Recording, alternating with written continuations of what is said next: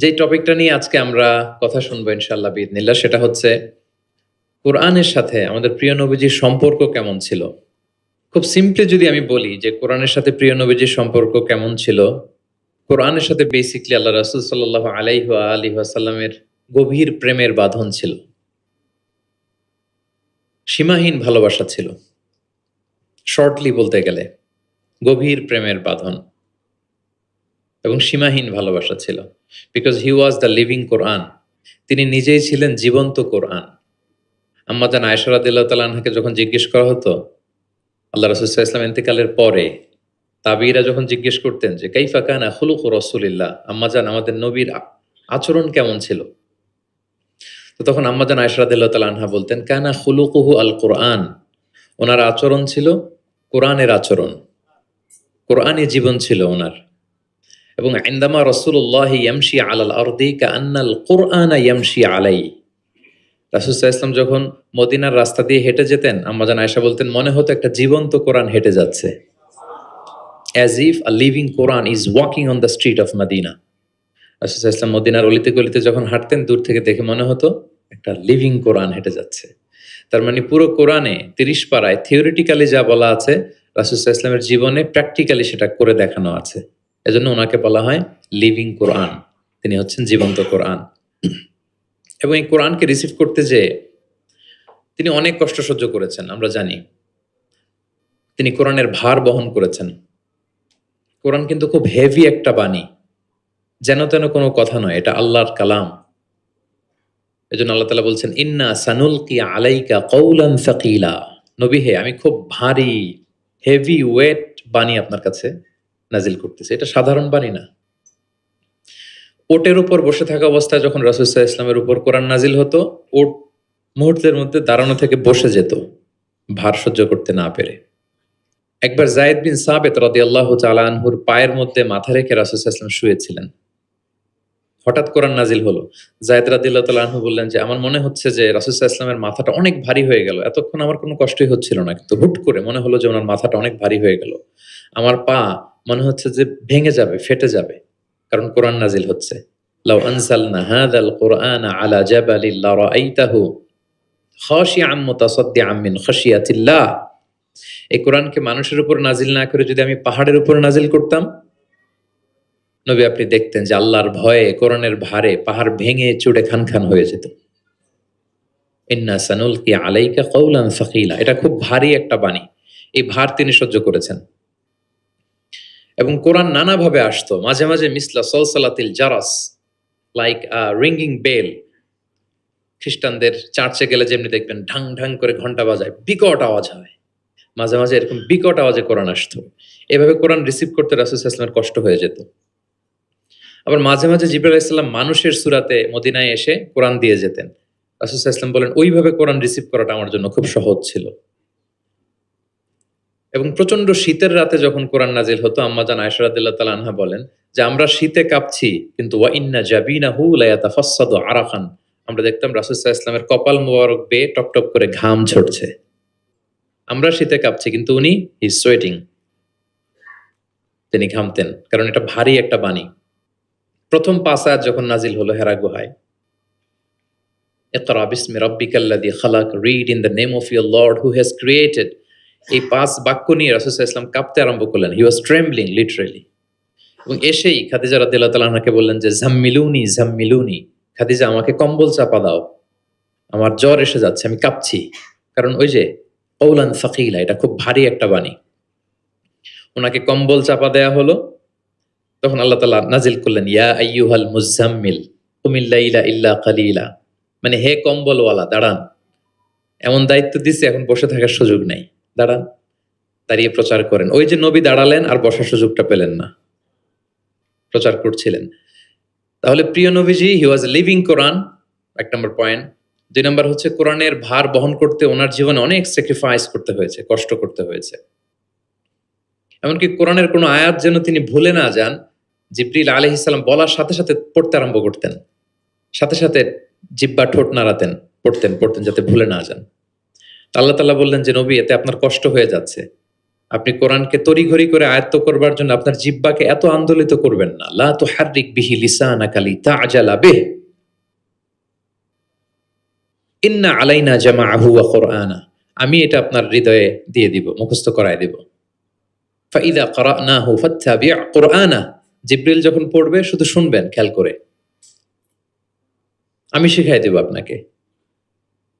সুম্মা ইন্না আলাইনা বায়ানা, এরপর এটার ব্যাখ্যা বিশ্লেষণ সব আল্লাহ আমি শিখিয়ে দেব। তো জিবরাইল আলাইহিস সালাম আসার সাথে সাথে রাসূল সাল্লাল্লাহু আলাইহি ওয়াসাল্লাম উদ্গ্রীব হয়ে যেতেন, সাথে সাথে পড়তে আরম্ভ করতেন। মানে উনি যে একটু দিবে ওই সুযোগটাও দিতেন না, মানে তাড়াতাড়ি পড়তেন, আরো পড়তেন দ্রুত। আল্লাহ তাআলা বলেন যে নবী হে, আপনি অস্থির হবেন না, উদ্গ্রীব হবেন না, বরং আমি আপনাকে শিখাই দিব। সানুকরিউকা ফালা তানসা, আমি আপনাকে শিখাই দেব, আপনি আর ভুলবেন না। এরপর থেকে রাসূল সাল্লাল্লাহু আলাইহি ওয়াসাল্লাম আর পেরেশান হতেন না, শুধু খেয়াল করে শুনতেন। আর জিবরাইল আলাইহিস সালাম চলে যাওয়ার সাথে সাথে আল্লাহ তাআলা অটোমেটিক্যালি মুখস্থ করায় দিতেন রাসূল সাল্লাল্লাহু আলাইহি ওয়াসাল্লামকে। এখন প্রিয় নবীজি কিভাবে তেলাওয়াত করতেন আমরা শুনি। আমরা তো রমাদানে তেলাওয়াত করতেছি আলহামদুলিল্লাহ। আচ্ছা, আল্লাহ রাসূল সাল্লাল্লাহু আলাইহি ওয়া আলিহি ওয়াসাল্লাম তারতিলের সাথে তেলাওয়াত করতেন। তারতিল, ওয়ারাত্তিলিল কুরআনা তারতিলা, তোমরা তারতিলের সাথে তেলাওয়াত করো। তারতিলের মধ্যে দুইটা জিনিস থাকতে হয়, এক হচ্ছে ধীরে ধীরে, দুই হচ্ছে স্পষ্টভাবে। রিপিট, আবারও বলছি, তারতিল হচ্ছে ধীরে ধীরে পড়বেন, আবার স্পষ্ট, তখন এটা তারতিল হবে। আমাদের বাংলাদেশে আলহামদুলিল্লাহ 1 দশক ধরে আমি বলে এসেছি যে তারাবির সালাতে খুব ধীরে পড়তে হবে, কোরআনের হক আদায় করে তারতিলের সাথে। আলহামদুলিল্লাহ অনেক বলার পরে এখন অনেক মসজিদে আলহামদুলিল্লাহ মসজিদ কমিটি সচেতন হয়েছে, ভালো কারীরা, হাফেজরা তারা খুব ধীরস্থির ভাবে পড়ায়। তারপরেও গ্রাম বাংলায় বা অনেক এলাকার মসজিদে এখনো এমন ভাবে কোরআন তেলাওয়াত করা হয় দ্রুত খতম দেওয়ার জন্য, এটা কোরআনের সাথে এক প্রকার বেয়াদবি হয়ে যায়। ইভেন মালয়েশিয়াতে অথবা ইন্দোনেশিয়াতে কোনো এক জায়গায় আমি একটা ভিডিও দেখলাম যে এমন ভাবে রুকুর উপরে সেজদা, আল্লাহু আকবার, সামি আল্লাহ, মানে 30 সেকেন্ডসে 2 রাকাত শেষ। আল্লাহ রাসূল সাল্লাল্লাহু আলাইহি ওয়াসাল্লাম 2 রাকাত পড়তে তাহাজ্জুদের নামাজে কত সময় নিতেন আমরা একটু দেখব। এইভাবে কিন্তু কোরআন তেলাওয়াত করতে নিষেধ করা হয়েছে, বরং আল্লাহ বলেছেন ওয়ারাত্তিলিল কুরআনা তারতিলা, কোরআনটা তারতিলের সাথে তোমরা তেলাওয়াত করবে। আল্লাহ রাসূল সাল্লাল্লাহু আলাইহি ওয়াসাল্লাম এভাবেই পড়তেন, ধীরে ধীরে স্পষ্টভাবে। ইয়ামুদ্দু বিহা সাওতাহু মাদ্দান, টেনে টেনে পড়তেন। আলহামদুলিল্লাহি রাব্বিল আলামিন, এই দেখেন টেনে পড়লাম। আর রহমানির রহিম, মালিকি ইয়াউমিদ্দিন, টানতেছি না? ইয়ামুদ্দু বিহা সাওতাহু মাদ্দান, টেনে টেনে পড়তেন। ইউকাত্তিউ কিরাআতাহু আয়াতান আয়াতান, প্রত্যেক আয়াত শেষে থামতেন, পজ দিতেন। This is called tartil, ওয়ারাত্তিলিল কুরআনা তারতিলা।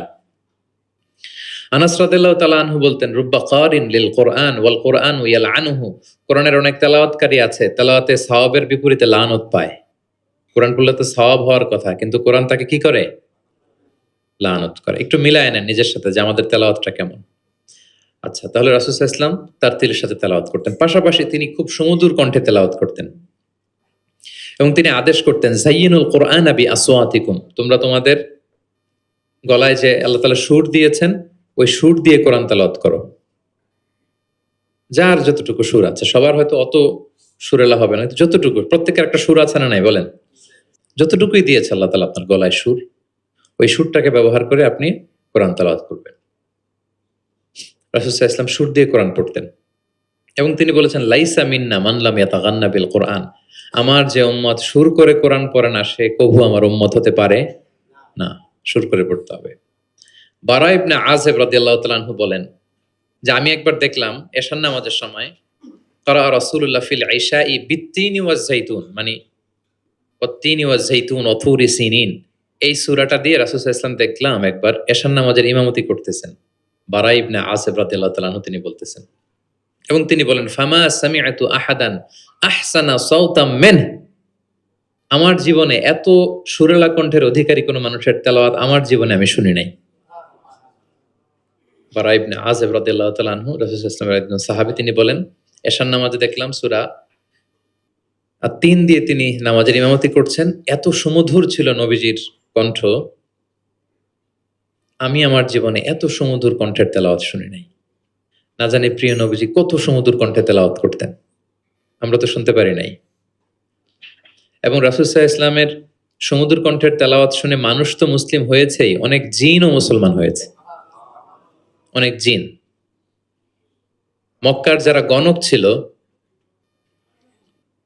তারা জিন দিয়ে গণনার কাজ করত, জিনদেরকে উপরে পাঠাতো, ফেরেশতারা কি কনভারসেশন করে এগুলো শুনে আসতো, এগুলো এসে গণকদেরকে বলতো, গণকরা এগুলো বলে বলে মক্কায় বিভিন্ন ধরনের সংশয় তৈরি করত। কিন্তু যখন কোরআন নাজিল হওয়া শুরু হলো, আকাশের নিরাপত্তা জোরদার করা হলো, এখন আর জিনেরা উপরে যেতে পারে না, উপরে গেলে আগুনের গোলা ছোড়া হয় ওদের গায়ে।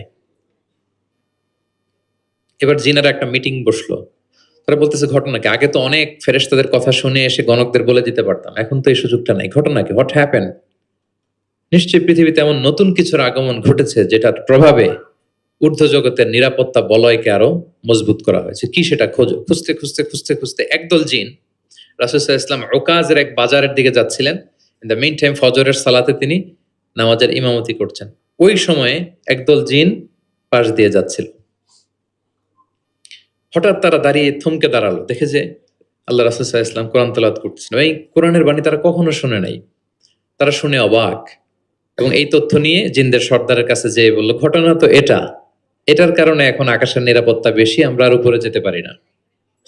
তারা যেয়ে বলল যে আমরা ঈমান এনে ফেলছি ওই নবীর উপর, ইন্না সামি'না কুরআনান আজাবা ইয়াহদি ইলা রুশদি ফাআমান্না বিহ। তারা বলল যে আমরা কি আজীব কোরআন শুনে আসলাম, যেটা সত্যের এবং হেদায়েতের দিকে পথ দেখায়, এবং ওয়ালান নুশরিকা বিরাব্বিনা আহাদা, আমাদের রবের সাথে আমরা শিরক করব না, আমরা আর মুশরিক থাকবো না, আমরা ঈমান এনে ফেললাম। তাহলে আল্লাহ রাসূল সাল্লাল্লাহু আলাইহি সাল্লামের সুমধুর কণ্ঠের তেলাওয়াত শুনে শুধু মানুষ নয়, বরং জিনেরাও ইসলাম ধর্ম গ্রহণ করেছে। আল্লাহ রাসূল সাল্লাল্লাহু আলাইহি ওয়াসাল্লাম তেলাওয়াতের মাঝখানে মাঝে মাঝে খুব কান্না করতেন, বিশেষ করে রাতের নামাজে কান্না ভেজা কণ্ঠে তেলাওয়াত করতেন। আমরা কি করি? অর্থই তো বুঝতে পারতেছি না, কোথায় কাঁদবো আর কোথায় একটু আনন্দ পাবো। দেখবেন যে কাবা ঘরের ইমামরা যখন জান্নাতের আয়াত আসে, একটা ভিন্ন মাকামে পড়ে, যে মাকামের মধ্যে একটা খুশি প্রাণবন্ত একটা ভাব। আবার জাহান্নামের আযাবের আয়াত যখন আসে, তখন কান্নার মাকামে পড়ে, এবং এমন ভাবে ডুকরে ডুকরে কাঁদে, মুসল্লিরাও কাঁদে। আল্লাহ রাসূল সাল্লাল্লাহু আলাইহি ওয়াসাল্লাম মাঝরাতে যখন কিয়ামুল লাইল, তাহাজ্জুদ এগুলো পড়তে দাঁড়াতেন, দীর্ঘ সময় কোরআন পড়তেন, এত দীর্ঘ সময় পা ফুলে যেত, হাত্তা তাতাফাত্তারা কাদামা, পা দুটো ফুলে মোটা হয়ে যেত, এরকম দীর্ঘ সময় দাঁড়িয়ে থাকতেন। আম্মা জান আয়েশা রাদিয়াল্লাহু তাআলা আনহা বলতেন, ইয়া রাসূলুল্লাহ, আপনার তো আগের পরের সব গুনাহ মাফ, আদতে ওনার তো কোনো গুনাহই নেই, নবীরা তো মাসুম নিষ্পাপ, তারপরও আপনি রাত জেগে এত কষ্ট কেন করেন? আল্লাহ রাসূল সাল্লাল্লাহু আলাইহি ওয়াসাল্লাম বলেছেন, আফালা উহিব্বু আন আকুনা আবদান শাকুরা, আয়েশা, আমি কি শুকরগুজার বান্দা হব না? মানে আমার আল্লাহ আমাকে ক্ষমার ঘোষণা দিয়েছে, ঠিক আছে, কিন্তু আমি কি শুকরগুজার হব না? আমার রোলটা তো আমি প্লে করব, আমার সর্বোচ্চ তো উজাড় করে আমি আমার রবের সামনে পেশ করব। মাঝরাতে তিনি দীর্ঘ সময় দাঁড়িয়ে তেলাওয়াত করতেন, পা ফুলে যেত, মাঝে মাঝে একটি আয়াত পড়ে থামতেন, সে আয়াত নিয়ে ভাবতেন, কাঁদতেন, বারবার কাঁদতেন, পড়তেন, তার দাড়ি ভিজে যেত, প্রতিটি আয়াত তিনি অনুভব করতেন হৃদয় দিয়ে, তার হৃদয়কে নাড়া দিত, এভাবে তিনি তেলাওয়াত করতেন। এক সাহাবী বর্ণনা করেন, একবার আল্লাহ রাসূল সাল্লাল্লাহু আলাইহি ওয়াসাল্লামকে আমি রাতের সালাতে দেখলাম, এমন ভাবে তিনি কাঁদছেন, ওয়ালি জাউফিহি আযীরুন কাআযীরিল মিরজালি মিনাল বুকা, গরম পানি ফুটাতে দিলে ড্যাগের ভেতরে গরম পানির যেরকম টকবগে উতলে ওঠার একটা শব্দ, এরকম উতলে ডুকরে ডুকরে কান্নার একটা শব্দ আমি শুনতে পেলাম। এভাবে তিনি কাঁদছিলেন। যেদিন বদরের যুদ্ধ, তার আগের রাতে আলী রাদিয়াল্লাহু তাআলা আনহু বলেন, সেনাবাহিনীর ছাউনির মধ্যে সব সাহাবারা, ৩১৩ জন সাহাবা, সবাই রাতে ঘুমাচ্ছে একটু এনার্জি নেওয়ার জন্য, সকালে যুদ্ধ শুরু হবে, কিন্তু আমি দেখলাম সবাইকে ঘুম পাড়িয়ে আল্লাহ রাসূল সাল্লাল্লাহু আলাইহি ওয়াসাল্লাম নামাজে দাঁড়িয়ে কাঁদছেন। সব সাহাবারা ঘুমিয়ে আছে, কিন্তু আমি খেয়াল করে দেখি যে রাসূল সাল্লাল্লাহু আলাইহি ওয়াসাল্লাম ঘুমান নেই, গাছের নিচে দাঁড়িয়ে তিনি সারা রাত ব্যাপী কান্না করছেন আর তেলাওয়াত করছেন। এভাবে তিনি কোরআনকে ফিল করতেন। আম্মা জান আয়েশা বলেন, রাতে এত কাঁদতেন মাঝে মাঝে তেলাওয়াত করতে করতে, হাত্তা বাল্লা হাজারা, জামা ভিজে যেত, হাত্তা বাল্লা লিহিয়াতা, দাড়ি ভিজে যেত, হাত্তা বাল্লাল আরদা, যেখানে সেজদা দিতেন জমিন ভিজিয়ে দিতেন কাঁদতে কাঁদতে, এবং রাতের সালাতে দীর্ঘ তেলাওয়াত করতেন। কিন্তু জামাতের নামাজ আবার অপেক্ষাকৃত সংক্ষিপ্ত করতেন, এটা সুন্নাহ। কারণ জামাতের নামাজ তো আর আমি একা পড়ছি না, আমার পেছনে অসুস্থ, বয়স্ক, সিনিয়র সিটিজেন, মুসাফির, ট্রাভেলার অনেকে থাকতে পারে।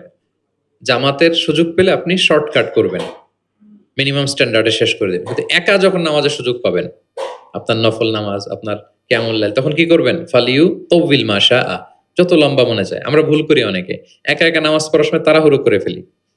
ইমামতির সুযোগ পাইছি তখন বিশাল লম্বা কেরাত, অপোজিট, মানে ভুল করে ফেলছি আমরা। এটা করব না। আমার এই ছোট্ট ভিডিওটা আমি আমার সোশ্যাল মিডিয়া হ্যান্ডেলে শেয়ার করেছিলাম। দেখলাম যে বাংলাদেশে শিক্ষিত সচেতন লোকজন অনেক অ্যাপ্রিসিয়েট করেছে। কারণ অনেক সময় এমন হয় যে প্রচন্ড রোদ, জুমার সালাতে পাঁচতলা মসজিদ ভরে, বারান্দা, রাস্তার মধ্যে। আমার অনেক সময় এমনও হয়েছে যে সফরে আমি ফ্লাইট ধরবো, রাস্তায় জুমাতে আমি অংশগ্রহণ করেছি। প্রচন্ড রৌদ্র, দাঁড়ানো যায় না, আবার ঝড় বৃষ্টি। তো এতগুলো মানুষ যে এখানে নামাজ পড়বে, এখানে যদি আপনি লম্বা কেরাত পড়েন তাহলে তো কষ্ট হয়ে যাবে মানুষের। একবার আল্লাহ রাসূল সাল্লাল্লাহু আলাইহি ওয়াসাল্লাম নামাজ একটু বেশি ছোট করে ফেললেন, সংক্ষিপ্ত করে। সাহাবারা বললেন, ইয়া রাসূলুল্লাহ, এত তাড়াতাড়ি নামাজ শেষ করলেন, এত তাড়াতাড়ি তো করতে দেখি না। তখন রাসূল সাল্লাল্লাহু আলাইহি ওয়াসাল্লাম বললেন, আমি যখন নামাজে ছিলাম, উইমেন প্রেয়ার্স এরিয়া, যেটা মানে মদিনার নারীরা তো পেছনে দাঁড়াতো, তিনি বললেন ওখান থেকে আমি একটা ছোট্ট বাচ্চার কান্নার আওয়াজ শুনতে পেলাম। আমার মনে হচ্ছিল ওই বাচ্চাটাকে সামলাতে বাচ্চাটার মায়ের বড্ড কষ্ট হয়ে যাচ্ছে। ওই মায়ের যাতে একটু কষ্ট কম হয় এজন্য নামাজটা আমি একটু শর্ট করে দিয়েছি। দেখেন, মানে অন্যের প্রতি সহানুভূতি এটা আমাদের মধ্যে নাই, যে আমার ভাইয়ের একটু সুবিধা হোক, আমার বোনদের একটু সুবিধা হোক, আমার কমিউনিটির একটু সুবিধা হোক, এইটা আমরা ফিল করি না। তিনি যখন একা সালাত পড়তেন অনেক লম্বা,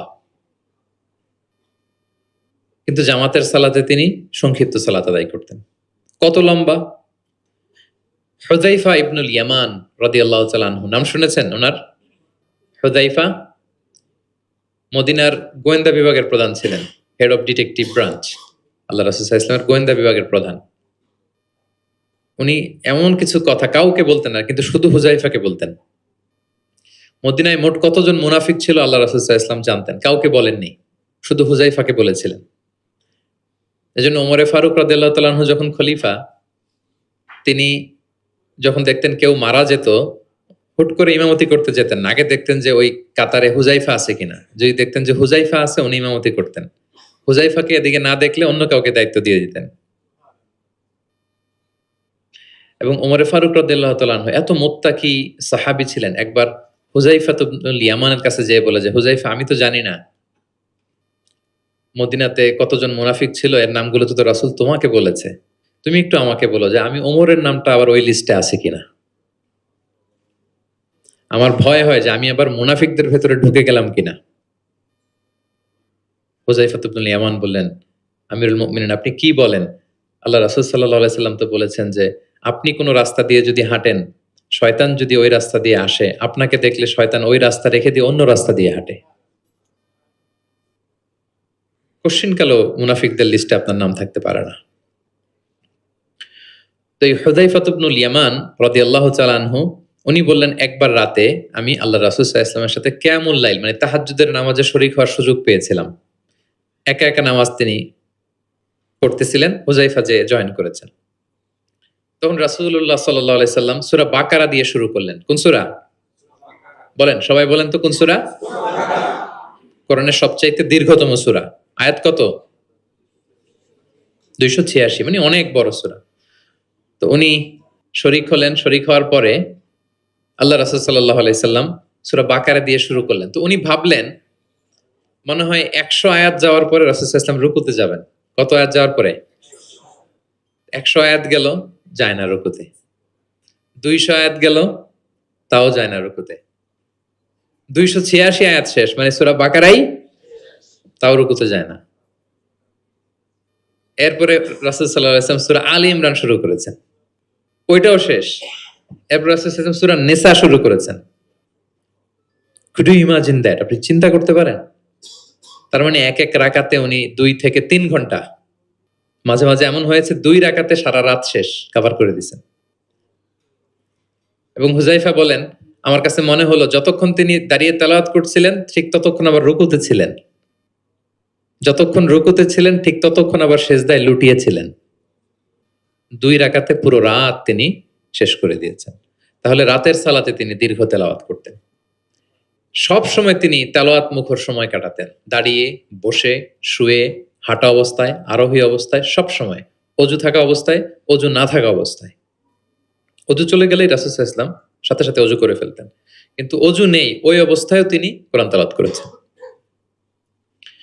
ইবনুল কাইয়িম আল জাওজিয়া যাদুল মাআদ ফি হাদি খায়রিল ইবাদ একটা বিখ্যাত সিরাত গ্রন্থে তিনি বলেন, লাম ইয়াকুন ইয়ামনাহু মিন কিরাআতিহি ইল্লাল জানাবা। গোসল ফরজ হয় যেই পরিস্থিতিতে, ওই পরিস্থিতি ছাড়া কোনো কিছু রাসূল সাল্লাল্লাহু আলাইহি ওয়াসাল্লামকে কোরআন তেলাওয়াত থেকে বিরত রাখতে পারত না। মানে গোসল ফরজ হয় কোন কারণে আপনারা তো জানেন। এরকম পরিস্থিতি হলে তিনি শুধু তেলাওয়াত করতেন না। এছাড়া দাঁড়িয়ে, বসে, হাঁটছেন, আরোহণ করেছেন, অজু আছে কিংবা অজু নেই, সবসময় তিনি কোরআন তেলাওয়াত করতেন। মুআবিয়া ইবনে কুররা রাদিয়াল্লাহু তাআলা আনহু বর্ণনা করেন যে আব্দুল্লাহ ইবনে মুগাফফাল তিনি বলেন, একবার আমি রাসূল সাল্লাল্লাহু আলাইহি ওয়াসাল্লামকে দেখলাম যে তিনি উটের উপর চড়ে মক্কা বিজয়ের দিন উট হাঁকাচ্ছেন, উটের উপর বসা। তখন তিনি সূরা ফাতহ তেলাওয়াত করছেন, ইন্না ফাতাহনা লাকা ফাতহাম মুবিনা লিয়াগফিরা লাকাল্লাহু মা তাকদ্দামা মিন যামবিকা ওয়া মা তাআখার। তিনি বলেন যে আমি নিজে অষ্টম হিজরিতে মক্কা বিজয়ের দিন দেখলাম তিনি উট হাঁকাচ্ছেন আর পড়তেছেন ইন্না ফাতাহনা লাকা ফাতহাম মুবিনা, সূরা ফাতহ তেলাওয়াত করতেছেন। সুবহানাল্লাহ। তার মানে দাঁড়িয়ে, বসে। অনেকে আমাদেরকে প্রশ্ন করে যে হুজুর শুয়ে শুয়ে কোরআন তেলাওয়াত করা যাবে? মানুষের মনে প্রশ্ন থাকে অনেক। তারপর বলে অজু ছাড়া কি কোরআন তেলাওয়াত করা যাবে মুখস্থ? অনেক প্রশ্নের সম্মুখীন হয়েছে আমি এটা। তার মানে আল্লাহ রাসূল সাল্লাল্লাহু আলাইহি ওয়াসাল্লামের জীবনী থেকে তো আপনি বুঝতে পারলেন যে কোনো কিছু আপনারা আটকাইতে পারবে কোরআন তেলাওয়াত থেকে, এক্সেপ্ট আপনার গোসল ফরজ হয়েছে তখন পড়বেন না, তখন গোসলটা করে তারপরে পড়বেন। নিজ গৃহে তিনি তেলাওয়াত করতেন। আমরা অনেক সময় শুধু মসজিদে গেলেই কোরআনটা খুলে পড়ি, ঘরে আর পড়ি না। না, ঘরে পড়বেন। তিনি বলেছেন লা তাজআলু বুয়ুতাকুম মাকাবিরা, তোমাদের ঘরগুলোকে কবর বানায় রেখো না। কবরের মধ্যে তো কোনো আমল হয় না, মৃত মানুষ শুয়ে থাকে, পড়ে থাকে, আমল নাই, জিকির নাই, তেলাওয়াত নাই। তো ঘরগুলোকে কবর বানিও না। ফাইন্না শাইতানা ইয়ানফিরু মিনাল বাইতিল্লাযী তুকরাউ ফীহি সূরাতুল বাকারা, যে ঘরে সূরা বাকারা তেলাওয়াত করা হয় ওই ঘর থেকে শয়তান দৌড়ে পালায়। অনেক ঘরে শয়তান ডিস্টার্ব করে, শয়তানের জিনের আসর হয়। অনেক অনেক ফ্যামিলিতে আমাদের কাছে আসে। জাদু টোনা, বান, ব্ল্যাক ম্যাজিক, কালো জাদুর যে সমস্যা, আপনি সূরা বাকারা পড়বেন, আল্লাহ তাআলা আপনাকে প্রোটেক্টেড রাখবেন। আপনাদের পরিচিতদের মধ্যে থেকে এরকম ঘটনা শুনছেন না যে ব্ল্যাক ম্যাজিকে আক্রান্ত? কোন সূরা পড়বেন? যারা খুব বেশি আক্রান্ত, অল্প সাউন্ডে সূরা বাকারাটা চালিয়ে ঘুমিয়ে পড়বেন, সারা রাত যেন তেলাওয়াত চলে। কোনো ব্ল্যাক ম্যাজিক আপনার ক্ষতি করতে পারবে না ইনশাআল্লাহ। অল্প সাউন্ডে MP3 তে করে কি করবেন? চালিয়ে রাখবেন। সূরা বাকারাকে খুব গুরুত্বের সাথে পড়তে বলেছেন আল্লাহ রাসূল সাল্লাল্লাহু আলাইহি ওয়াসাল্লাম। তিনি বলেছেন ইকরাউ সূরাতাল বাকারা ফাইন্না আখযাহা বারাকা ওয়া তারকাহা হাসারা ওয়া লা ইস্তাতিউহাল বাতালা। যে এটা পড়বে বরকত পাবে, যে পড়বে না সে আফসোস করবে। আর যে এটা আত্মস্থ করবে, পড়বে, ওয়ালা তাস্তাতিউহাল বাতালা ইয়ানি আস-সাহারা, ম্যাজিশিয়ান। কোন ম্যাজিশিয়ানের ম্যাজিক তার উপর কাজ করবে না, কোন ব্ল্যাক ম্যাজিক তার কাছে কিছুই করতে পারবে না। এজন্য ঘরে ঘরে কোন সূরা? সূরা বাকারা। এই বাকারার মধ্যে একটা স্পেশাল আয়াত আছে, 255 নম্বর আয়াত, যেটাকে বলা হয় আয়াতুল কুরসি। এটা রেগুলার পড়বেন প্রত্যেক ফরজ সালাতের পরে। মান ক্বারা আয়াতাল কুরসি দুবরা কুল্লি সালাতিন মাকতুবাতিন লাম ইয়ামনাহু মিন দুখুলিল জান্নাতি ইল্লাল মাউত। প্রত্যেক ফরজ সালাতের পরে যে ব্যক্তি আয়াতুল কুরসি তেলাওয়াত করবে, ওই ব্যক্তির জান্নাতে প্রবেশের ক্ষেত্রে আর কোনো বাধা থাকে না, একটা জিনিস ছাড়া, মৃত্যু। লোকটা মরে না তাই জান্নাতে যায় না, মরলেই জান্নাতি। প্রত্যেক ফরজ সালাতের পরেই আপনারা পড়বেন। যারা পড়েন কন্টিনিউ করবেন, আর যারা পড়েন না মনে রাখবেন, নোটে রাখেন, যেটা আমরা রেগুলার ওয়াজিফা বানাবো। ইট শুড বি রেগুলার ওয়াজিফা। আল্লাহ রাসূল সাল্লাল্লাহু আলাইহি সাল্লাম তিনি বলেছেন যে 7 কেরাতের যেটা দিয়ে সহজ লাগে সেটা দিয়ে তেলাওয়াত করতে পারবো, মানে ফ্লেক্সিবিলিটি আছে। আমরা এটা একটু একাডেমিক আলোচনা হয়ে যায়, তারপরে বলে রাখি, আমরা যে তেলাওয়াতটা করি বা কোরআন পড়ি, এটা রিওয়ায়াত হাফসান আসিমের তেলাওয়াত করি আর কি। এছাড়াও আরো অনেকগুলো 60টা কেরাত আছে, এগুলো যারা ইলমুল কেরাতে যারা মাহের তারা জানে। তো সেগুলো দিয়েও আপনি তেলাওয়াত করতে পারবেন, ফ্লেক্সিবিলিটি আছে। হ্যাঁ, এটার পরে আরেকটা বিখ্যাত কেরাত আছে, ওয়ারশের কেরাত, রিওয়ায়াত ওয়ারশান নাফি'। এরকম কুম্বুলের কেরাত আছে, এরকম অনেকগুলো কেরাত আছে। এই কেরাত আপনি পড়তে পারবেন। যেমন আরো সহজ করে বলি, আমরা যেমনি পড়ি ওয়াদ-দোহা ওয়াল-লাইলি ইযা সাজা, আরেকটা মুতাওয়াতির সনদের এরকম কেরাত আছে, তারা পড়ে ওয়াদ-দোহে। আমরা পড়ি কি ওয়াদ-দোহা, ওই কেরাতে কি পড়ে ওয়াদ-দোহে। আমরা পড়ি ওয়াল-লাইলি ইযা সাজা, ওরা পড়ে ওয়াল-লাইলি ইযা সাজে। আমরা পড়ি ইহদিনাস সিরাতাল মুস্তাকিম, তারা বলে ইহদিনাজ সিরাতাল মুস্তাকিম। আমরা পড়ি মালিকি ইয়াউমিদ্দিন, এরা পড়ে মালিকি ইয়াউমিদ্দিন। এরকম কিছু পার্থক্য আছে। তো ওই কেরাতগুলোও সহিহ মুতাওয়াত্তির সনদে আসছে। তো আল্লাহ রাসূল সাল্লাল্লাহু আলাইহি ওয়াসাল্লাম বলেন ৭ কেরাতের যেটা দিয়ে সহজ লাগে তোমরা পড়ো। যেমন বাংলা ভাষা একটা, এর মধ্যে আঞ্চলিকতা আছে না? নোয়াখালীর এরাও বাংলা বলে কিন্তু একটু ভিন্ন, সিলেটের ভাইরা একটু ভিন্ন, চট্টগ্রামের এরা বাংলাইতে বলে নাকি? চট্টগ্রামের লোকরা কোন ভাষায় কথা বলে? ফার্সিতে? বাংলা, কিন্তু আপনি হয়তো বুঝবেন না, এমন এমন শব্দ আপনি বুঝবেন না, কিন্তু তারা প্রত্যেকেই বাংলা বলে। তো একই আরবির মধ্যেও অনেক আঞ্চলিকতা আছে। এই ৭টা আঞ্চলিকতায় কোরআন নাজিল হয়েছে। রাসূল সাল্লাল্লাহু আলাইহি ওয়াসাল্লাম বলেন যেটা সহজ লাগে পড়ো। তো একবার হিশাম বিন হাকিম বিন হিজাম, উনি একবার সূরা ফুরকান পড়তেছেন এমন একটা কেরাতে, যেই কেরাত ওমর রাদিয়াল্লাহু তাআলা আনহু শোনেন নাই। উনি তো আবার খুব রাগী ছিলেন, ইসলামের কোন রুল ভায়োলেট হয়েছে দেখলে তাৎক্ষণিক অ্যাকশন নিতেন, ডাইরেক্ট অ্যাকশন নিতেন। তো উনি ভাবছে যে কোরআনকে বোধহয় সে বিকৃত করে পড়ছে, এই কারারটা ওনার আবার জানা ছিল না। উনি ধরে চাদর ধরে টেনে হিচড়ে রাসূল সাল্লাল্লাহু আলাইহি ওয়াসাল্লামের কাছে নিয়ে আসছে, বলছে ইয়া রাসূলুল্লাহ দেখেন কিভাবে কোরআনকে বিকৃত করে। তো আল্লাহ রাসূল সাল্লাল্লাহু আলাইহি ওয়াসাল্লাম বললেন ওমর শান্ত হও, আগে তাকে ছাড়ো। ওমর রাদিয়াল্লাহু তাআলা ছাড়লেন। রাসূল সাল্লাল্লাহু আলাইহি ওয়াসাল্লাম বললেন আরসিলহু ইকরা, এই ওমর রাখো, ছাড়ো, আচ্ছা পড়ো কিভাবে পড়ছো। তো হিশাম বিন হাকিম বিন হিজাম তেলাওয়াত করে শোনালেন সূরা ফুরকান। রাসূল সাল্লাল্লাহু আলাইহি ওয়াসাল্লাম বললেন হাকাযা উনসিলাত, কোরআন তো এভাবেও নাজিল হয়েছে। আচ্ছা ওমর তুমি কিভাবে জানো? ওমর রাদিয়াল্লাহু তাআলা আনহু বললেন ইয়া রাসূল আপনি তো আমাদেরকে এইভাবে শিখিয়েছেন। তখন রাসূল সাল্লাল্লাহু আলাইহি ওয়াসাল্লাম বললেন ওয়া হাকাযা উনসিলাত, এভাবেও নাজিল হয়েছে। উনজিলাল কুরআনু আলা সাবআতি আহরুফ, আরবি ভাষা ৭টা ডায়ালেক্টে, 7 ডায়ালেক্টে কোরআন নাজিল হয়েছে। ফাকরাউ মা তায়াসসারা মিন, যেটা দিয়ে সহজ লাগে। ওয়া দোহা পড়লেও হবে, দোহে পড়লেও হবে, হ্যাঁ সবটাই পড়তে পারবেন, দোহাও হবে দোহেও হবে। আল্লাহ রাসূল সাল্লাল্লাহু আলাইহি ওয়াসাল্লাম অন্যকে কোরআন তেলাওয়াত শোনাতেন। উবাই ইবনে কাব রাদিয়াল্লাহু তাআলা আনহুকে বললেন ইন্নাল্লাহা আমারানি আন আকরা আলাইকাল কুরআন, হে উবাই আল্লাহ তাআলা আমাকে আদেশ করেছেন আমি নবী যেন তোমার কাছে কোরআন শোনাই। উবাই ইবনে কাব বললেন আল্লাহু সাম্মানি, নবীজি আপনি বলেন কি আল্লাহ আমার নাম ধরে বলছে? মানে খুশিতে বাকবাকুম, আনন্দে আত্মহারা, শিহরিত, ইয়া রাসূলুল্লাহ আমি উবাইয়ের নামটা ধরে আল্লাহ বলছেন? আল্লাহ রাসূল সাল্লাল্লাহু আলাইহি ওয়াসাল্লাম বললেন নাম, তোমার নাম ধরে বলেছেন। আল্লাহ তাআলা আমাকে বলেছেন আমি যেন সূরা বাইকিনা লাম ইয়াকুনিল লাযিনা কাফারু, এই সূরাটা যেন আমি তোমার সামনে শোনাই। ফাযারাফাত আইনাহু, তিনি কাঁদতে আরম্ভ করলেন শুনে। কারণ ওনার নাম ধরে যদি আল্লাহ তাআলা বলেন, এটা ওনার জন্য কত বড় প্রেস্টিজিয়াস এবং সৌভাগ্যের একটা ব্যাপার। তাহলে অন্যকে কোরআন শোনাতেন। আচ্ছা, আবার আল্লাহ রাসূল সাল্লাল্লাহু আলাইহি ওয়াসাল্লাম মাঝে মাঝে অন্যদের থেকে শুনতেন, অন্যের কণ্ঠে কোরআন শোনারও একটা আনন্দ আছে, কি বলেন? ইবনে মাসউদ রাদিয়াল্লাহু তাআলা আনহুকে একবার বললেন ইকরা, ইবনে মাসউদ একটু কোরআন তেলাওয়াত করো তো। তো তিনি বললেন আকরা ওয়া আলাইকা উনজিল, হে নবী আপনার সামনে দাঁড়িয়ে আমি এত বড় স্পর্ধা আমি তেলাওয়াত করব, আপনার উপর আকাশ থেকে কোরআন নাজিল হয়। আল্লাহ রাসূল সাল্লাল্লাহু আলাইহি ওয়াসাল্লাম বললেন ইন্নী উহিব্বু আন আসমাআহু মিন গায়রি, আমি তোমাদেরকে শোনাতে যেমনি পছন্দ করি তোমাদের থেকে শুনতেও পছন্দ করি। তিনি সূরা নিসা তেলাওয়াত করে শোনালেন। কেন শুনলেন আব্দুল্লাহ ইবনে মাসউদের থেকে? কারণ আল্লাহ রাসূল সাল্লাল্লাহু আলাইহি সাল্লাম টার্গেট করেছিলেন যে আব্দুল্লাহ ইবনে মাসউদ এই উম্মার কোরআনের টিচার হবে। কি হবে? মানে যার যেদিকে মেধা আল্লাহ রাসূল সাল্লাল্লাহু আলাইহি ওয়াসাল্লাম ওই প্রতিভা ওইদিকে কাজে লাগাতেন। যার যেদিকে মেধা, এই যে বললাম হুযাইফা ইবনুল ইয়ামান গোয়েন্দা বিভাগের প্রধান, কেন জানেন? তার এই দিকে আগ্রহ বেশি।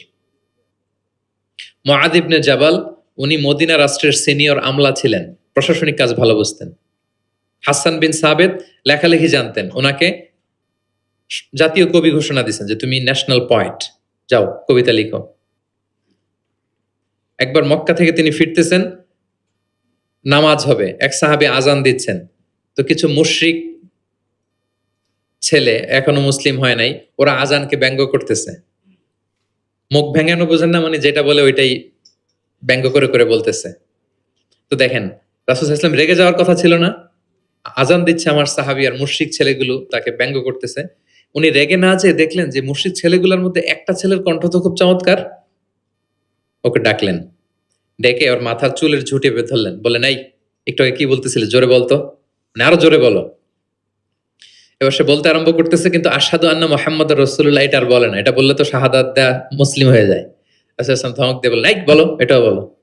তখন সে এটাও বলছে, মাথার চুলের ঝুঁটি ধরে বলছে। বলার পরে রাসূল সাল্লাল্লাহু আলাইহি ওয়াসাল্লাম তার জন্য দোয়া করলেন, ওই দোয়ার বরকতে সে কালিমা পড়ে মুসলমান হয়ে গেল। এবার আল্লাহ রাসূল সাল্লাল্লাহু আলাইহি ওয়াসাল্লাম বললেন, তোমার কণ্ঠ যেহেতু সুন্দর, তোমাকে আমি মক্কার মসজিদের মুয়াজ্জিন বানায় দিলাম, তুমি যে আজান দিবা। দেখেন কেমন একটা ঘটনাকে কিভাবে টুইস্ট করে অন্যদিকে নিয়ে গেলেন। রেগে যাওয়ার কথা ছিল, কিন্তু দেখলেন যে প্রতিভা আছে তো এর মধ্যে, এত উঁচু গলা, একে মুয়াজ্জিন বানানো যায়। তিনি হয়ে গেলেন বাইতুল্লাহর মুয়াজ্জিন। এবং ওই যে মুশরিক থাকা অবস্থায় ওনার মাথার চুলের ঝুঁটি ধরে রাসূল সাল্লাল্লাহু আলাইহি ওয়াসাল্লাম বলছেন, এই আজান দাও। ওই যে রাসূল সাল্লাল্লাহু আলাইহি ওয়াসাল্লামের বরকতের হাত মাথার চুলে লেগেছিল, উনি মৃত্যুর আগ পর্যন্ত ওই চুলগুলো আর কাটেন নাই কোনোদিন। উনি এদিকে চুল কাটতেন, এদিকে কাটতেন, এদিকে কাটতেন, সামনের চুল কাটতেন না। যখন জিজ্ঞেস করা হতো, আপনি এরকম হেয়ার কাট কেন আপনার, বলতেছে, আমি মুশরিক অবস্থায় আমার প্রিয় নবীজি আমার মাথার চুলের ঝুঁটি ধরে আমাকে আজানের তালিম দিয়েছিলেন। ওনার বরকতময় হাতের ছোঁয়া আমার এই চুলে লেগেছে, আমি চাই এই চুলগুলো সাথে নিয়ে আমি কবরে যাব। এবং ওই চুলগুলো সাথেই ওনাকে কবর দেয়া হয়েছে। ওই চুলগুলোকে উনি পেঁচিয়ে একটা পাগড়ির মতো করে, বড় হয়ে গেছে তো অনেক, এটা পেঁচিয়ে পাগড়ির মতো করতেন, এরপরে উনি টারবান পড়তেন, পাগড়ি পড়তেন। তাহলে প্রিয় ভাইয়েরা, আব্দুল্লাহ ইবনে মাসউদ রাদিয়াল্লাহু তাআলা আনহুকে রাসূল সাল্লাল্লাহু আলাইহি ওয়াসাল্লাম টার্গেট করেছিলেন যে উনি এই উম্মতের কোরআনের টিচার হবে। কি হবে? এজন্য বলেন, পড়ো তো।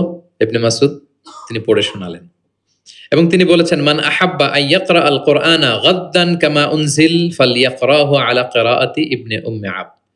জিবরিল যেভাবে কোরআন নাজিল করেছে হুবহু এইভাবে কোরআন যে শিখতে চায়, সেজন্য ইবনে মাসউদের কাছে কোরআন শেখে। সাহাবারা ইবনে মাসউদ রাদিয়াল্লাহু তাআলা আনহুর কাছে এভাবে কোরআন শিখতেন।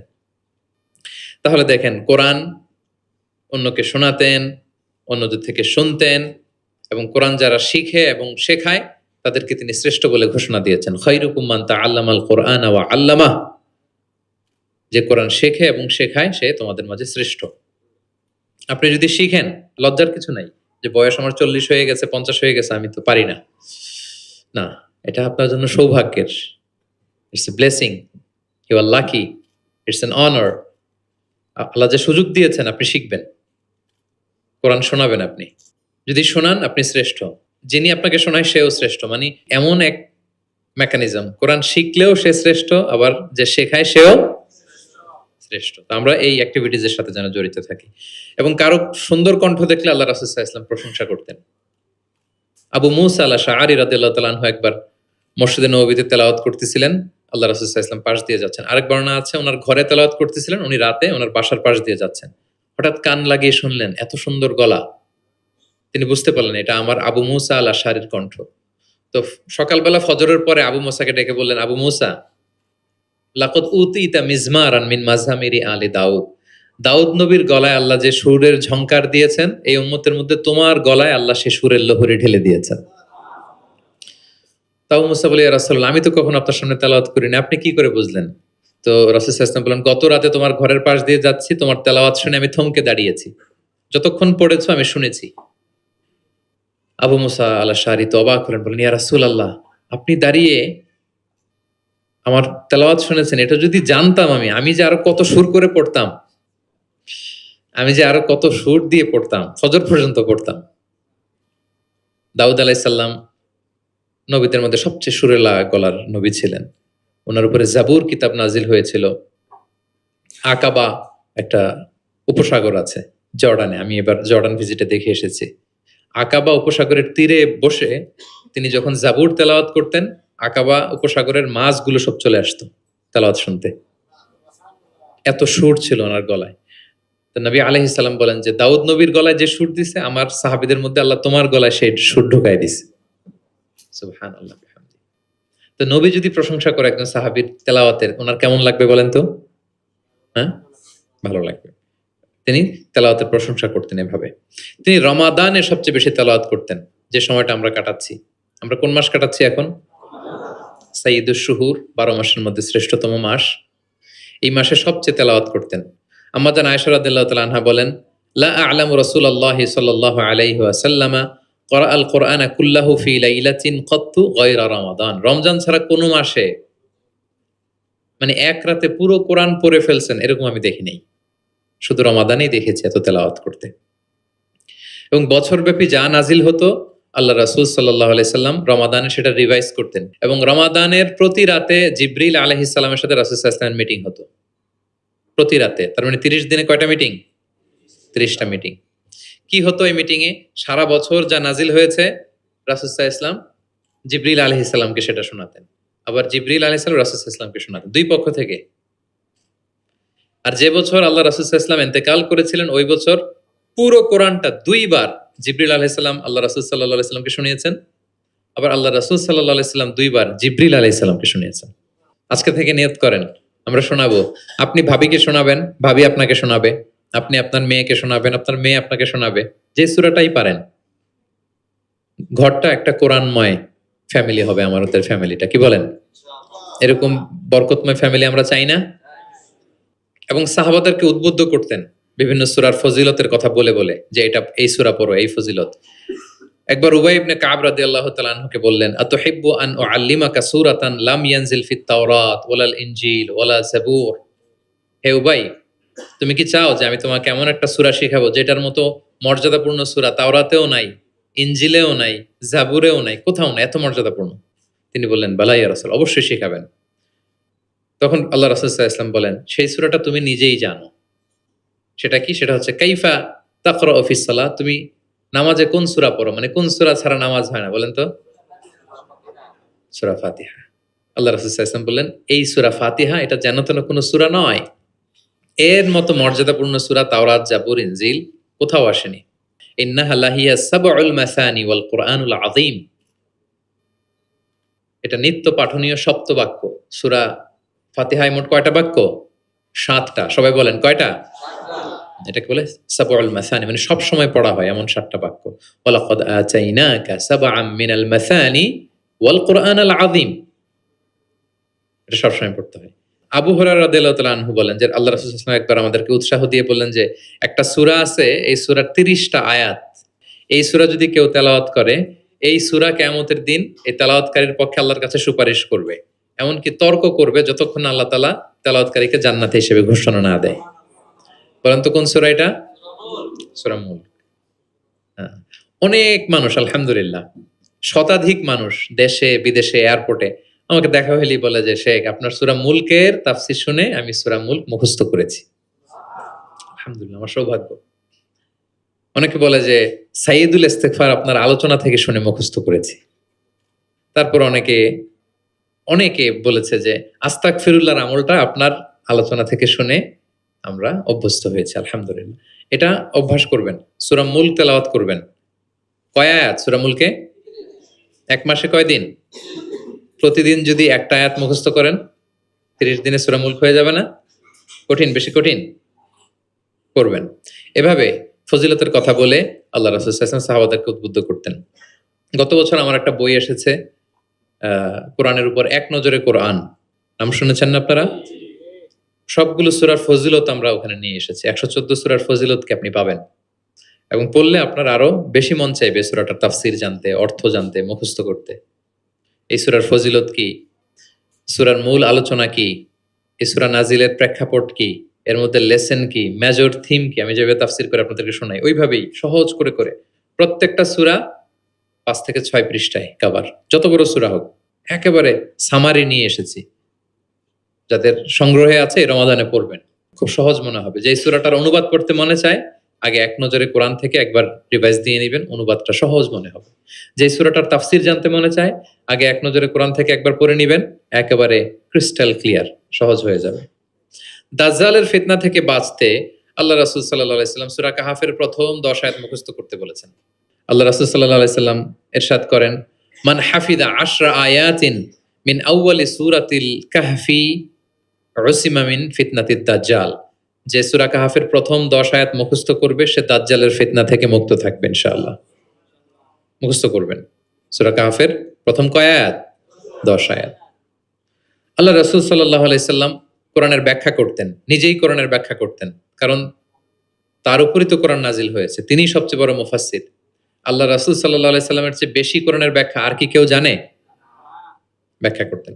একবার তিনি আল্লাযীনা আমানু ওয়া লাম ইয়ালবিসু ঈমানাহুম বিযুলমিন উলাইকা লাহুমুল আমনু ওয়া হুম মুহতাদুন, আর ঈমানের সাথে জুলুমকে মেশায়নি, তাদের জন্য আছে নিরাপত্তা এবং হেদায়েত। সাহাবারা অবাক হলেন যে ইয়া রাসূলুল্লাহ, আমাদের মধ্যে এরকম কে আছে যে ঈমানের সাথে জুলুম মিশায় নাই, মানে ঈমান আনার পরে কোনো পাপ করি নাই, কম বেশি পাপ তো আমাদের হয়েছে, জুলুম তো হয়েছে, তাহলে আমরা কি নিরাপত্তা হেদায়েত পাবো না? তো রাসূল সাল্লাল্লাহু আলাইহি ওয়াসাল্লাম বললেন যে এই জুলুম দ্বারা ওই জুলুম উদ্দেশ্য না, এই জুলুম দ্বারা উদ্দেশ্য হচ্ছে শিরক। এই জুলুম দ্বারা উদ্দেশ্য কি? এই যে ব্যাখ্যা করে দিচ্ছেন, সাহাবীদের ভুল ধারণা ভাঙায় দিচ্ছেন। তিনি বলতেছেন, তোমরা কি লোকমান আলাইহিস সালামের ওই নসিহত পড়ো নাই যে লা তুশরিক বিল্লাহ ইন্না শিরকা লা যুলমুন আযীম? ওনার ছেলেকে বলতেছেন যে বাবা, শিরক করো না, শিরিক সবচেয়ে বড় জুলুম। শিরিক সবচেয়ে বড় কি? কারণ এই জুলুমটা মানুষ কার উপর করে? আল্লাহর উপর করে। তাহলে জুলুম মানে হচ্ছে এই আয়াতের মধ্যে শিরক। তাহলে স্বয়ং রাসূলুল্লাহ সাল্লাল্লাহু আলাইহি ওয়াসাল্লাম নিজে ব্যাখ্যা করে দিয়েছেন, সাহাবারা ওনারা ক্লিয়ার হয়ে গেলেন। কোরআনে যারা অধিক পারদর্শী তাদেরকে রাসূল সাল্লাল্লাহু আলাইহি ওয়াসাল্লাম প্রায়োরিটি দিতেন। কি দিতেন? প্রায়োরিটি। আল্লাহ রাসূল সাল্লাল্লাহু আলাইহি ওয়াসাল্লাম বলেছেন, ইয়া উম্মুল কওমা আকরাউহুম লিকিতাবিল্লাহ। একসাথে ধরেন যে অনেকে হয়েছেন, তো ইমামতি করবে কে? আমরা 5 ভাই একসাথে হইছি, নামাজের সময় হইছি, ইমামতি কে করবে? হ্যাঁ, যে কোরআন ভালো জানে। আকরাউহুম লিকিতাবিল্লাহ, আল্লাহর কিতাব যে বেশি জানে, বেশি ব্যাখ্যা জানে, বেশি মুখস্থ সে। আচ্ছা, ওয়া ইন কানাত কিরাআতুহুম সাওয়া, যদি তাদের সবার কেরাত সমান হয় তখন রাসূল সাল্লাল্লাহু আলাইহি ওয়াসাল্লাম বলেন ফাইয়া উম্মুহুম আকদামুহুম হিজরাতান, তাহলে যে আগে হিজরত করছে সে, মানে তখন আগে হিজরত, যে আগে হিজরত করেছে তাদের মর্যাদা বেশি ছিল। ফা ইন কানু ফিল হিজরাতি সাওয়া, হিজরতেও যদি সমান হয়, ধরেন যে 5 জন একসাথে হিজরত করছিল, এই 5 জন মিলে এখন নামাজ পড়বে, তো এখন কে? আল্লাহ রাসূল সাল্লাল্লাহু আলাইহি ওয়াসাল্লাম বললেন ফাইয়া উম্মুহুম আকবারুহুম সিন্নান, যার বয়স বেশি সে, যে সিনিয়র সে ইমামতি করবে। তাহলে সবচেয়ে বেশি অগ্রাধিকার কাকে দিলেন? যে কোরআন বেশি জানে।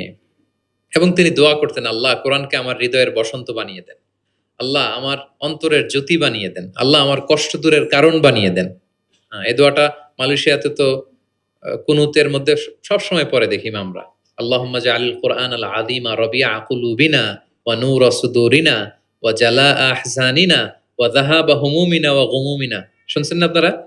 হ্যাঁ, রাসূল সাল্লাল্লাহু আলাইহি ওয়াসাল্লাম যেই ভাষায় বলেছেন সেটা হচ্ছে তাজআলুল কুরআন রাবিআ কলবি, আল্লাহ এই কোরআনকে আপনি আমার অন্তরের বসন্ত বানান, প্রশান্তি বানান। নূরা সাদরি, আমার অন্তরের বুকের আলো বানান, হৃদয়ের আলো। আমার দুঃখের অপসারণকারী বানান, আমার দুশ্চিন্তা দূরকারী বানান। এই দোয়াটা আপনারা করবেন। আল্লাহ রাসূল সাল্লাল্লাহু আলাইহি ওয়াসাল্লাম শেষ বয়সে ওনার চেহারায় কিছুটা বার্ধক্যের ছাপ চলে এসেছিল। আবু বকর রাদিয়াল্লাহু তাআলা আনহু একবার জিজ্ঞেস করছিলেন যে ইয়া রাসূলুল্লাহ কদ শিবতা, আপনার চেহারায় কেমন যেন বার্ধক্যের ছাপ চলে আসছে। আল্লাহ রাসূল সাল্লাল্লাহু আলাইহি ওয়াসাল্লামের দাড়ি এবং চুল মিলে, সব মিলে 20টার বেশি চুল পাকে নাই। এক বর্ণনায় এসেছে 17টা, আরেক বর্ণনায় 18টা। মুহাদ্দিসিন একরাম বলেছেন যে এত অল্প কিছু চুলদাড়ি পেকেছিল যে গুনা যেত, গুণে দেখা গেছে 17, 18, সবশেষে যখন বেড়েছে হয়তো 20। যেন মুহাদ্দিসিন একরাম একমত যে ওনার 20টার বেশি চুলদাড়ি পাকে নাই। কোথায় বেশি পাকছে? এইদিকে, এদিকে কয়েকটা পাকছে, নিমদাড়ির এখানে কয়েকটা পাকছে, হাদিসে আছে। তা আবু বকর রাদিয়াল্লাহু তাআলা আনহু বললেন, ইয়া রাসূলুল্লাহ কদ শিবতা, আপনার চেহারায় কেমন যেন বার্ধক্যের ছাপ। তখন আল্লাহ রাসূল সাল্লাল্লাহু আলাইহি ওয়াসাল্লাম বললেন, শাইয়াবাতনি হুদ ওয়াল ওয়াকিআ ওয়াল মুরসালাত ওয়া আম্মা ইয়াতাসাআলুন ওয়া ইযা শামসু কুবিরাত। আবু বকর বলো না আর, এই 5টা সূরা আমাকে বার্ধক্যে উপনীত করে দিয়েছে। কারণ এই 5টা সূরার ভিতরে কিয়ামতের বিভীষিকার বর্ণনা এমন ভাবে আল্লাহ তুলে ধরেছেন। আল্লাহ রাসূল সাল্লাল্লাহু আলাইহি ওয়াসাল্লাম এত উদ্বিগ্ন থাকতেন উম্মতকে নিয়ে, নিজের জন্য না, আমাদের জন্য, যে হায় রে কিয়ামতের এই বিভীষিকাময় মুহূর্তে আমার গুনাহগার উম্মতের কি হবে, ওই কঠিন পরিস্থিতিতে আমার উম্মতের কি হবে।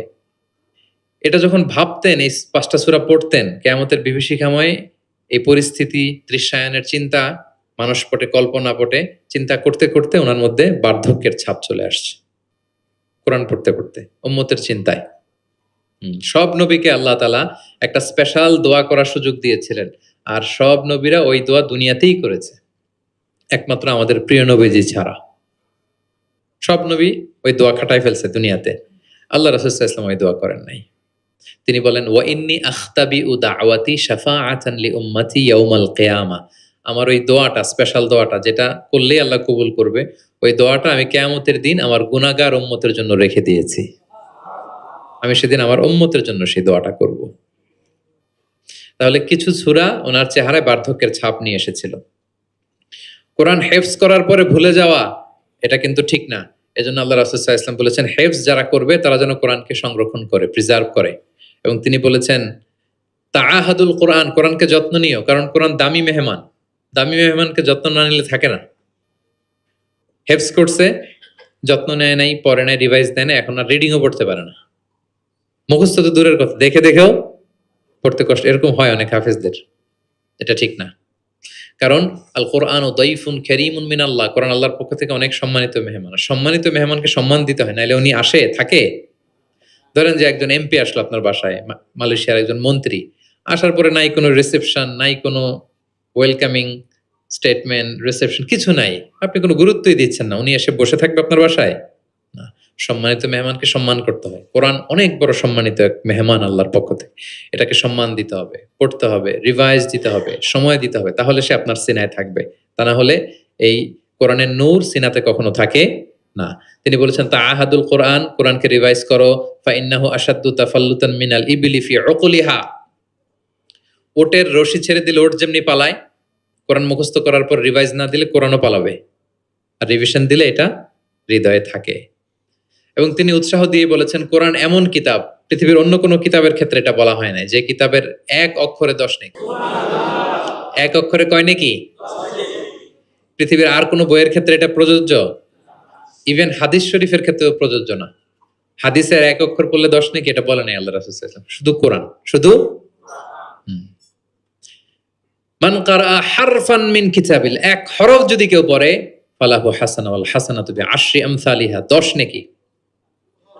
লা আকুলু আলিফ লাম মিম হারফুন, আল্লাহ রাসূল বলেন সূরা বাকারার শুরুতে যা আছে আলিফ লাম মিম, মনে করেন তিনটা মিললে এক অক্ষর না, বাল আলিফুন হারফুন, আলিফ একটা হরফ, লামুন হারফুন, লাম একটা হরফ, মিমুন হারফুন, মিম এক হরফ। তাহলে আলিফ লাম মিম বললে কয় সওয়াব?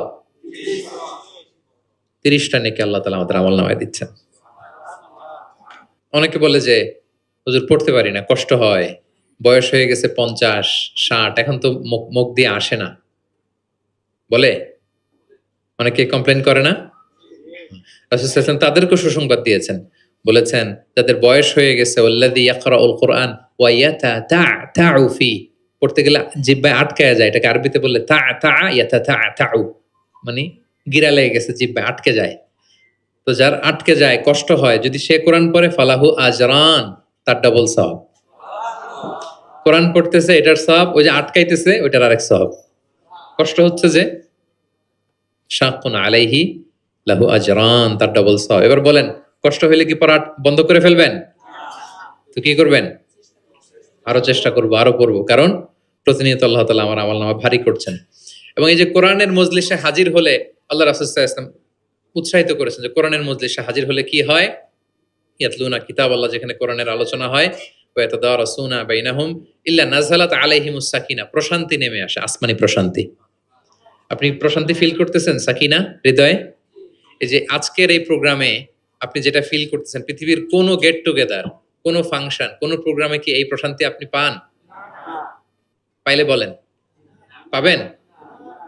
কোরআনের যে মাজলিস, ওটাতে বসলে একটা আলাদা আসমানি প্রশান্তি। হাফাতহুমুল মালাইকা, ফেরেশতারা ঘিরে রাখে এই প্রোগ্রাম। কি করে? আজকে আপনাদের সিকিউরিটি দিতেছে কারা? পুলিশ, বিশেষ ফোর্স, কারা? ফেরেশতারা, মালাইকাতুল্লাহ। ওয়া যাকারাহুমুল্লাহু ফীমান ইনদাহ, এবং আল্লাহ তাআলা ফেরেশতাদের সামনে গর্ব করে বলে, দেখো আমার বান্দারা আমাকে দেখে নাই, জান্নাত দেখে নাই, জাহান্নাম দেখে নাই, কোরআন পড়ে বিশ্বাস করেই আজকে চলে আসছে, গর্ব করে বলতে থাকে।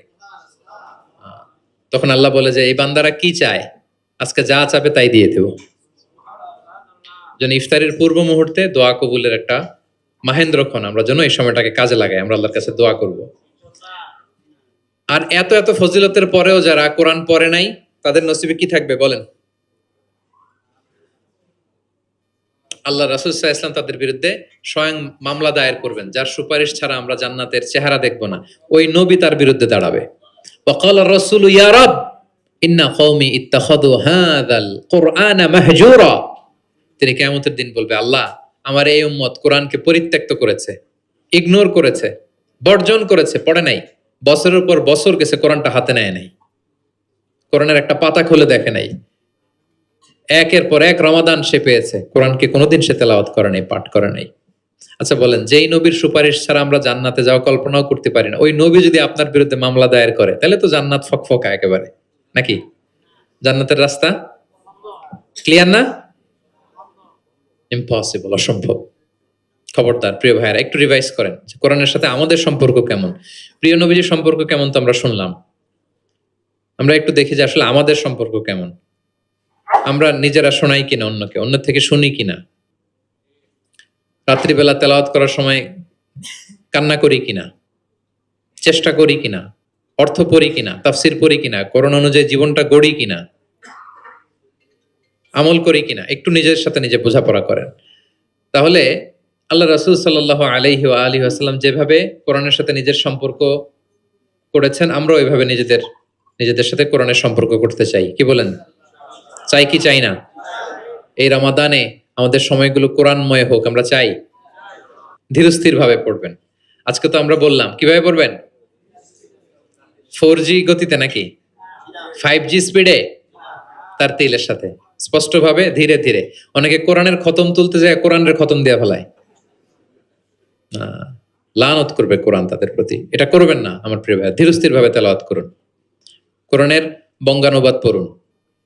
এক নজরে কোরআন, এটা আমরা তৈরিই করেছি, এরকম বই বাংলা ভাষায় হয় নাই। বাংলায় মাশাআল্লাহ অনেক অনুবাদ হয়েছে আলহামদুলিল্লাহ, অনেক বাংলায় তাফসির হয়েছে আলহামদুলিল্লাহ, কিন্তু কোরআনের সার নির্যাস আসে নাই। ইংরেজিতে আমি পেয়েছি, আরবিতে কিছু বই পেয়েছি, কিন্তু বাংলায় হয় নাই। অনেক সাধনার ফসল এটা, হাতে নিলে বুঝতে পারবেন যে কি শ্রম দেয়া হয়েছে এটাতে, সহজ করে আপনাকে বুঝায় দেওয়া হবে, সেটা পড়বেন। এবং যে সূরাগুলোকে আল্লাহ রাসূল সাল্লাল্লাহু আলাইহি ওয়াসাল্লাম বিশেষভাবে তেলাওয়াত করতে বলেছেন, তেলাওয়াত করবেন। সূরা কাহাফ জুমাবারে তেলাওয়াত করবেন, করেন তো? কোন সূরা? সূরা কাহাফ। ফজরের পরে সূরা ইয়াসিন, ফজরের পরে মাগরিবের পরে ওয়াকিয়া পড়বেন, মাগরিবের পরে এশার পরে সূরা মুলক, এশার পরে রাতে ঘুমোতে যাওয়ার আগে সূরা বাকারার শেষ 2 আয়াত, আমানা রাসূল, করেন। মান ক্বারাআ আয়াতাইন মিন আখিরি সূরাতিল বাকারাতি ফি লাইলাতিন কাফাতা। আল্লাহ নবী বলেন, যে ব্যক্তি রাতে ঘুমোতে যাওয়ার আগে সূরা বাকারার শেষ 2 আয়াত পরে ঘুমাতে যায়, ওই রাতের সেফটি, সিকিউরিটি, প্রোটেকশনের জন্য এই আয়াত 2টাই যথেষ্ট হয়ে যায়। সূরা বাকারার শেষ 2 আয়াত পড়বেন। 3 কুল পড়বেন, 3 কুল। কুল আস-সালাসা, 3 কুল। কুল হুয়াল্লাহু আহাদ, কুল আউযু বিরাব্বিল ফালাক, কুল আউযু বিরাব্বিন নাস। 3 কুল পড়বেন ফজরের পরে, মাগরিবের পরে, বিছানায় ঘুমোতে যাওয়ার আগে। আল্লাহ রাসূল সাল্লাল্লাহু আলাইহি ওয়াসাল্লাম এগুলো পরে হাতে ফু দিতেন, লম্বা একটা ফু দিয়ে সারা শরীরে এরকম মেসেজ করতেন, মাস্তাতা, যতটুকু সম্ভব হয়। তাহলে এটা special protection from your Lord. শয়তানের বিপরীতে, ব্ল্যাক ম্যাজিক, জাদু টোনা বানের বিপরীতে প্রোটেকশন নিলেন কার কাছ থেকে? এই ওজিফাগুলো পালন করবেন। যদি করেন, আপনার জীবন প্রশান্তিময় হবে, আপনার জীবনের সব হতাশা দূর হবে, ডিপ্রেশন দূর হবে, আসমানি প্রশান্তি নেমে আসবে ইনশাআল্লাহ। আল্লাহ তাআলা আমাদের সবাইকে কথাগুলো বোঝার ও আমল করার তৌফিক দান করুক। আমরা পড়ি আমিন।